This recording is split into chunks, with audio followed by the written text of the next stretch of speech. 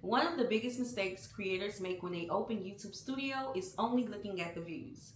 Did it do well? Did it flop? How many subscribers did I gain? Those are interesting numbers, but they don't explain what to do next. Every report inside YouTube Studio is answering a question. Once you know what each report is answering, you'll know how to improve your next video. My name is Sierra. I'm an author, culture bearer, storyteller, and YouTuber. Today I'm going to walk you through 5 YouTube analytics that you should understand before you upload your next video. And I know you may be thinking, girl, this looks like a new channel. And it is. I created this channel to amplify Black BookTube. You can check out Black BookTube, its reading playlist, down in the description box below so that you can know that Black BookTube is reading. Hello. For number 1, we're going to start with impression and click-through rate. Impressions simply mean that YouTube showed your thumbnail to someone. The click-through rate tells you the percentage of those people who actually clicked. Now this is where creators panic, but don't panic. Because some of you may see that your click-through rate drop and may think, oh my God, my thumbnail and my title is terrible. It does not actually mean that. It simply means that YouTube is testing your content to get into more and more people. Remember, we are making content for the people. Okay, YouTube wants the people to watch the content. So it's going to continue to test your video out. And just because, let's say you posted a video today and it doesn't do well, it may pick up in a week. It may pick up in a month. It honestly may pick up 2 years from now. That is why in my video of understanding YouTube algorithm, I told you guys to make evergreen content. You want people to enjoy your video years and years to come. As YouTube starts to show your video to more people, your click-through rate may naturally drop. And it's just because the people don't know you yet. You have to understand intent.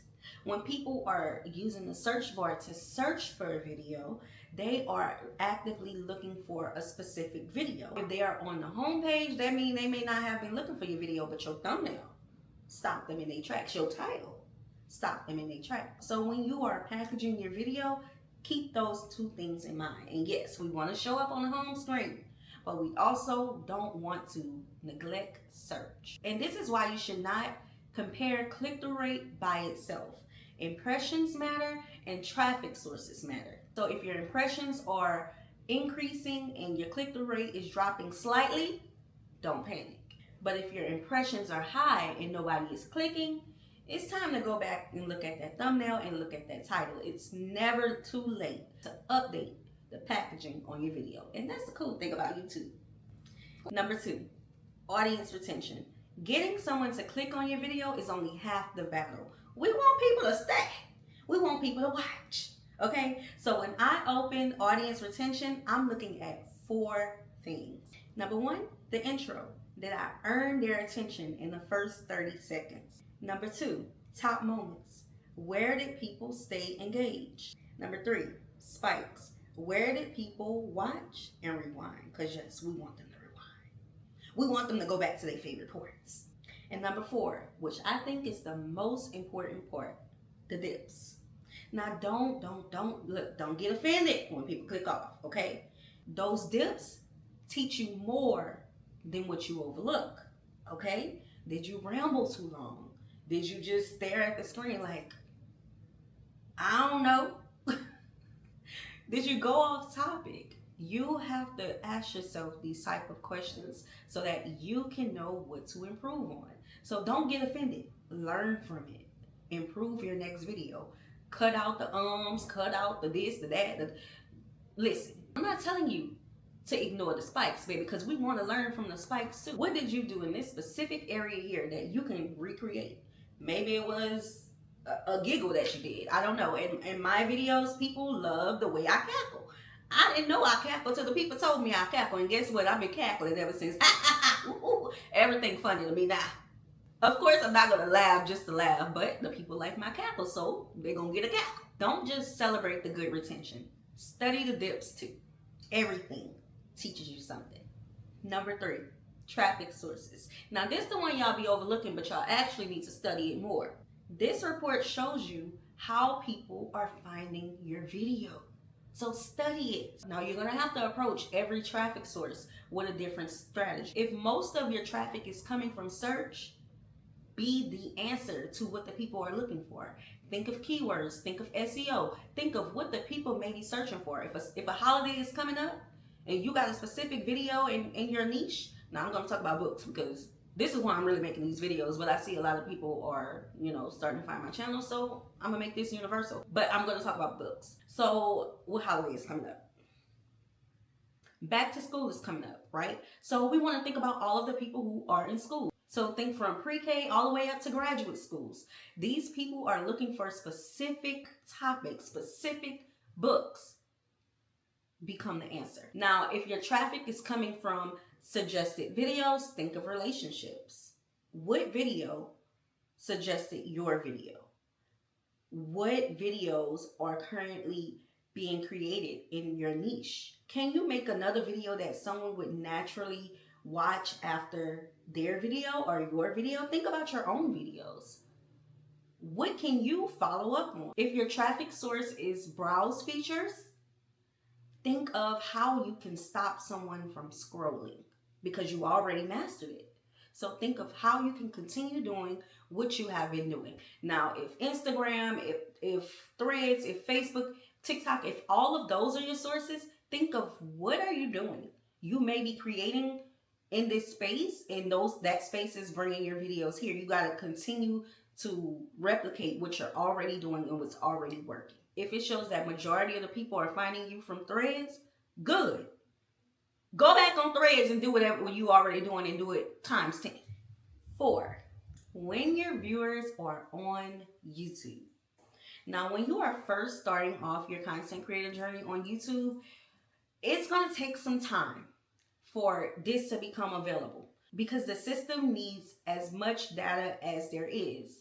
Now, I'm going to amplify the Black Booktube is Reading playlist one more time. Okay, this challenge was created for creators to post for 30 days, 30 videos.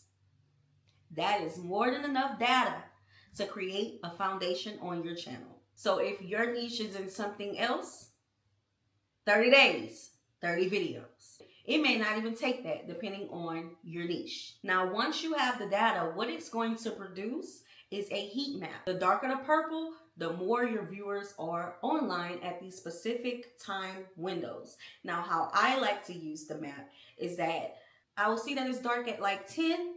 I would post at like 9:30, 9:45, because that gives me an opportunity to be waiting and ready for the comments to come in so that I can engage. Because if you watch my other video, you will know the more comments you respond to, the higher your engagement rate goes up. Now, will this heat map make you go viral? No.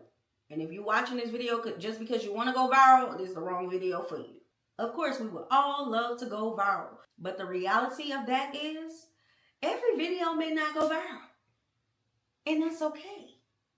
Because we're real content creators over here. We're going to keep creating. Whether the video make 10,000 views or 500,000, we're going to keep making them. So don't use the heat map as a magic trick. Okay? This is just so you can have a better launch for your video. Number 5, and this is my favorite one, your last 10 videos. Now, you will find this section, I believe, on the dashboard. And oftentimes, I hear that creators overlook this. And here's where you go wrong. Because a lot of creators compare themselves to other creators, especially creators that's in their niche. You should never be comparing your video or your channel to another creator in their channel. You don't know what they got going on. It may look good, but you don't know what they got going on. It's always going to be today's video versus the last 10. That's the data that you need to be comparing yourself to only. So everything that I have shared today, I want you to use that for this section. Okay? So you want to compare click-through rates across the last 10 videos, spikes across the last videos, dips across the last 10 videos, everything across the last 10 videos. Which thumbnails earn the most impressions? What are the common traffic sources from all of these videos? You want to compare all of your metrics to those last 10 videos. And I'm not saying only these 10 videos. You can compare it to the first video on your channel. You compare. The point is, the last 10 videos created a pattern, and you want to study your own video time and time again. Never stop studying your own videos because we don't want to be like anybody else. We want to be like ourselves. Viewers are clicking on your video on YouTube because they're coming for you. Now, I hope all of these tips help you in some way. Make sure you give my video a like if it helped you. Make sure you subscribe if you would like for more videos like this one. Make sure you go and do a deep dive on your own channel in your analytics. Stop comparing your videos to other people's videos. I'm probably going to say that in every single video that I create on this channel. But please, study your own analytics. It is there to coach you on your YouTube journey. YouTube would not have made it available and as easy as it is today. And I say this as a creator who started on this platform in 2018. I didn't understand nothing about nothing. It was not as easy as it is today. They have added so many things to make it easier. Take advantage of what they have given us and what they continue to give us. And thankfully, I'll be testing out some of the stuff that's still be in beta, and I'll be able to tell them, hey, this look good over here. Hey, I don't like this, and I don't like that. YouTube cares about its creators, and they let us have a say. So make sure you're using the tools to the best of your ability. And one more time, I am here to amplify. Black Booktube is reading. Check out their playlist in the description box below. See you on the next one.